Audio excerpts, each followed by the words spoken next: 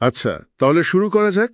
আজ আমরা দেখছি শূন্য হাতে ফেরা নামে একটা শিক্ষামূলক চিত্রনাট্যের বিশ্লেষণ। হ্যাঁ, আমাদের হাতে যে উপাদানটা এসেছে সেটা শুধু একটা স্ক্রিপ্ট অ্যানালাইসিস না, এর ভেতরে একটা গভীর বার্তা আছে। ঠিক। সূত্রগুলো বলছে যে এটা ইসলামী ধর্মতত্ত্বের উপর ভিত্তি করে তৈরি, বিশেষ করে সূরা আল আসর আর একটা হাদিস। একদম, ফোকাসটা হচ্ছে সময় আর সুযোগের সদ্ব্যবহার নিয়ে। মানে কিভাবে সময়, যেটা আমাদের জীবনের মূলধন, সেটা ক্রমাগত চলে যাচ্ছে। হাত ফসকে বেরিয়ে যাচ্ছে, তাই তো? হ্যাঁ, আর কিভাবে এই অনিবার্য ক্ষতি থেকে বাঁচা যায়। আজকের আলোচনাটা মূলত এই চিত্রনাট্যের আইডিয়া, চরিত্রগুলো আর এর পেছনের যে ধর্মতাত্ত্বিক দিকগুলো সেগুলো বোঝার চেষ্টা করা। বেশ। আর প্রথমেই আসছে একদম কেন্দ্রে আছে পবিত্র কুরআনের সূরা আল আসর। ঠিক তাই, সূরা আল আসর ১০৩ নম্বর সূরা। শুরুতেই কিন্তু সময়ের কসম, মানে মহাকালের শপথ, যেটা সরাসরি বলছে যে মানুষ ক্ষতির মধ্যে আছে।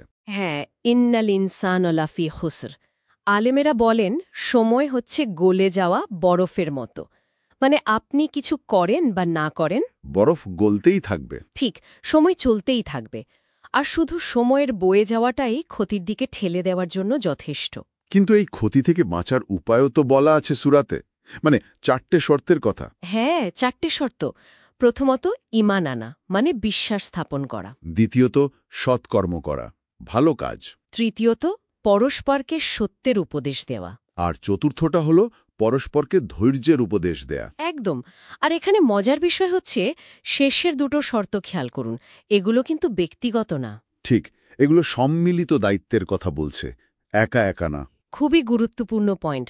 মানে নিজের মুক্তি যেমন দরকার, তেমনি অন্যদেরও সঠিক পথে ডাকা, একটা ভালো সমাজ গড়া অপরিহার্য।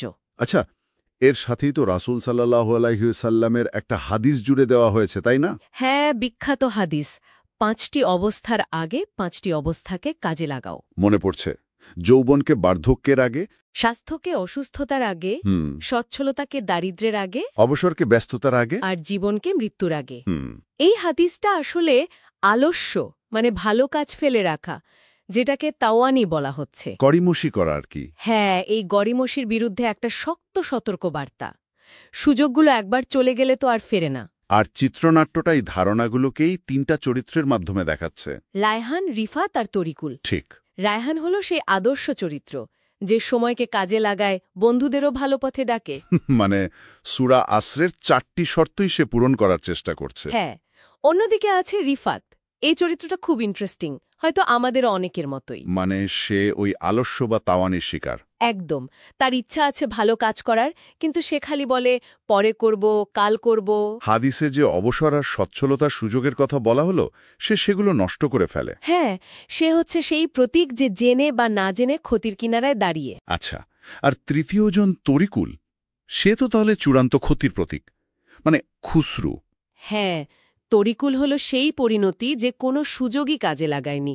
যৌবন, স্বাস্থ্য, সচ্ছলতা সব হেলায় নষ্ট করেছে। শেষমেশ সে অসুস্থ, নিঃস্ব, আক্ষরিক অর্থে শূন্য হাতে ফেরা। ঠিক। রিফাত যদি কিনারায় থাকে, তরিকুল একদম ক্ষতির গভীরে নিমজ্জিত।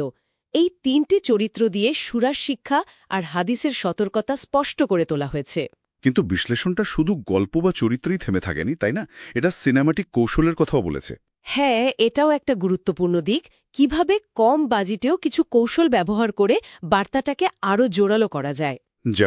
যেমন ধরুন, ক্ষতি বা একটা থমথমে ভাব বোঝাতে লো কি লাইটিং ব্যবহার করা, অথবা সময়ের বয়ে যাওয়া দেখাতে হয়তো ওভারহেড শট। আচ্ছা।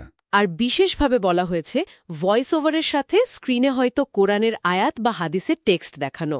ও আচ্ছা, যাতে দর্শক সরাসরি মূল বার্তার সাথে সংযোগ স্থাপন করতে পারে। একদম, এতে বার্তার গভীরতা বাড়ে।